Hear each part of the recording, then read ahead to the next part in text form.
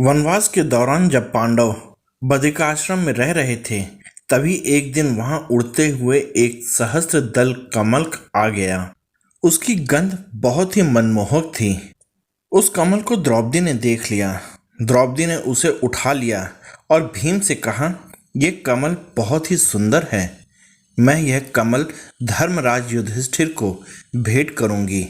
अगर आप मुझसे प्रेम करते हैं तो ऐसे बहुत से कमल मेरे लिए लेकर आइए। द्रौपदी के ऐसा कहने पर भीम उस दिशा की ओर चल दिए जिधर से वह कमल उड़कर आया था। भीम के चलने से बादलों के समान भीषण आवाज आती थी, जिससे घबराकर उस स्थान पर रहने वाले पशु पक्षी अपना आश्रय छोड़कर भागने लगे। कमल पुष्प की खोज में चलते चलते भीम एक केले के बगीचे में पहुंच गए। यह बगीचा गंधमादन पर्वत की चोटी पर कई योजन लंबा चौड़ा था। भीम निसंकोच उस बगीचे में घुस गए। इस बगीचे में श्री हनुमान जी रहते थे। उन्हें अपने भाई भीमसेन के वहां आने का पता लग गया। हनुमान जी ने सोचा, यह मार्ग भीमसेन के लिए उचित नहीं है। यह सोचकर उनकी रक्षा करने के विचार से वे केले के बगीचे में से होकर जाने वाले सड़क मार्ग को रोककर लेट गए। चलते चलते भीम को बगीचे के सकरे मार्ग पर लेटे हुए वानरराज हनुमान दिखाई दिए। उनके होठ पतले थे, जीभ और मुंह लाल थे, कानों का रंग भी लाल था। भौहें चंचल थीं तथा खुले हुए मुख से सफ़ेद नुकीले और तीखे दांत और दाढ़ें दिखाई दे रही थीं। बगीचे में इस प्रकार एक वानर को लेटे हुए देखकर भीम उनके पास पहुँचे और जोर से गर्जना की। हनुमान जी ने अपने नेत्र खोलकर उपेक्षा पूर्वक भीम को देखा और कहा, तुम कौन हो? यहाँ क्या कर रहे हो? मैं रोगी हूँ, यहाँ आनंद से सो रहा हूँ। तुमने मुझे क्यों जगा दिया? यहाँ से आगे यह पर्वत अगम्य है, इस पर कोई नहीं चढ़ सकता, अतः तुम यहाँ से चले जाओ। हनुमान जी की बात सुनकर भीम बोले, वानरराज, आप कौन हैं और यहाँ क्या कर रहे हैं? मैं तो चंद्रवंश के अंतर्गत कुरुवंश में उत्पन्न हुआ हूँ। मैंने माता कुंती के गर्भ से जन्म लिया है और मैं महाराज पांडु का पुत्र हूँ। लोग मुझे वायुपुत्र भी कहते हैं। मेरा नाम भीम है। भीम की बात सुनकर हनुमान जी बोले, मैं तो बंदर हूँ। तुम जो इस मार्ग से जाना चाहते हो तो मैं तुम्हें इस मार्ग से नहीं जाने दूंगा। अच्छा तो यही होगा कि तुम यहाँ से लौट जाओ। यह सुनकर भीम ने कहा, मैं मरूं या बचूं, तुमसे तो इस विषय में नहीं पूछ रहा हूँ। तुम उठकर मुझे रास्ता दो। हनुमान जी बोले, मैं रोग से पीड़ित हूँ। यदि तुम्हें जाना ही है तो मुझे लांग कर चले जाओ। भीम बोले, संसार में सभी प्राणियों में ईश्वर का वास है, इसलिए मैं तुम्हारा लंघन कर परमात्मा का अपमान नहीं करूंगा। यदि मुझे परमात्मा के स्वरूप का ज्ञान न होता तो मैं तुम्ही को क्या, इस पर्वत को भी उसी प्रकार लांग जाता जैसे हनुमान जी समुद्र को लांग गए थे।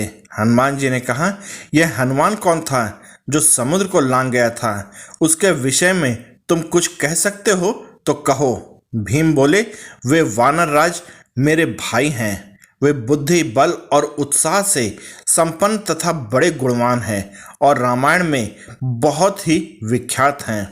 वे श्री रामचंद्र जी की पत्नी सीता जी की खोज करने के लिए एक ही छलांग में 100 योजन बड़ा समुद्र लांग गए थे।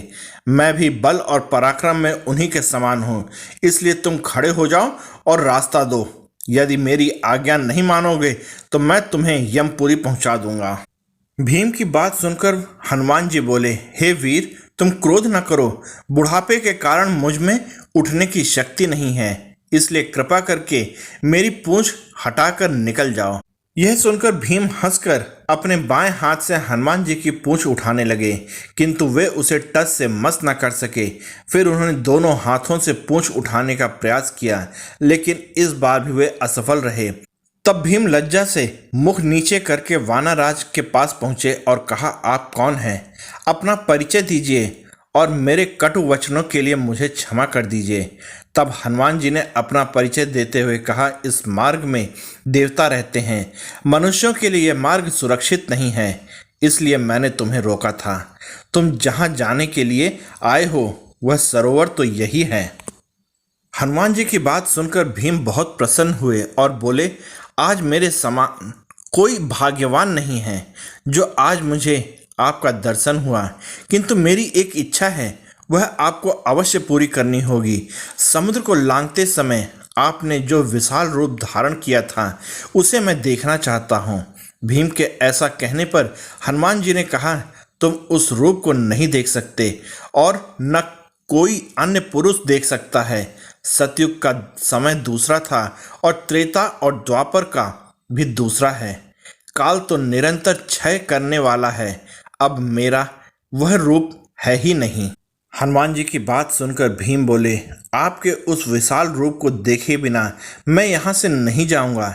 यदि आपकी मेरे ऊपर कृपा है तो मुझे उस रूप के दर्शन दीजिए। भीम के इस प्रकार कहने पर हनुमान जी ने अपना विशाल रूप दिखाया जो उन्होंने समुद्र लांघते समय धारण किया था। हनुमान जी के इस रूप के सामने वह केलों का बगीचा भी ढक गया। भीमसेन ने अपने भाई का यह रूप देखकर आश्चर्यचकित हो गए। फिर भीम ने कहा, हनुमान जी, मैंने आपके इस विशाल रूप को देख लिया है, अब आप अपने इस स्वरूप को समेट लीजिए। आप तो उगते हुए सूर्य के समान हैं, मैं आपकी ओर देख नहीं सकता। भीम के ऐसा कहने पर हनुमान जी अपने मूल स्वरूप में आ गए और उन्होंने भीम को अपने गले से लगा लिया। इससे तुरंत ही भीम की सारी थकावट दूर हो गई और सब प्रकार की अनुकूलता का अनुभव होने लगा।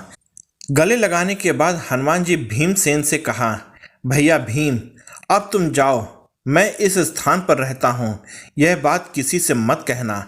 आज मैं तुमसे बहुत प्रसन्न हूँ, इसलिए मुझसे कोई वर मांगो। तुम्हारी इच्छा हो तो मैं हस्तिनापुर में जाकर धृतराष्ट्र पुत्रों को मार डालूं या पत्थरों से उस नगर को नष्ट कर दूं, अथवा दुर्योधन को बांधकर तुम्हारे सामने ले आऊं। तुम्हारी जैसी इच्छा हो उसे मैं पूर्ण कर सकता हूँ। हनुमान जी की बात सुनकर भीम बड़े प्रसन्न हुए और बोले, हे वानरराज, आपका मंगल हो। आपने जो कहा वह तो काम होकर ही रहेगा, बस आपकी कृपा दृष्टि बनी रहे, यही मैं चाहता हूँ। भीम के ऐसा कहने पर हनुमान जी ने कहा, तुमने मुझे अग्रज माना है, अतः मैं तुम्हारा प्रिय करूँगा।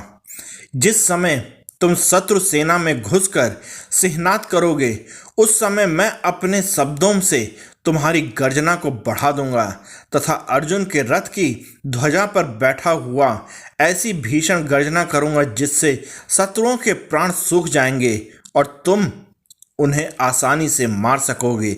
ऐसा कहकर हनुमान जी ने भीमसेन को मार्ग दिखाया और अंतर्ध्यान हो गए। आप लोगों को ये वीडियो कैसी लगी कृपया कमेंट करके मुझे बताइएगा। साथ ही आप लोग इस वीडियो में मेरे साथ बने रहे, इसके लिए आप सबका बहुत बहुत धन्यवाद और जय हिंद दोस्तों।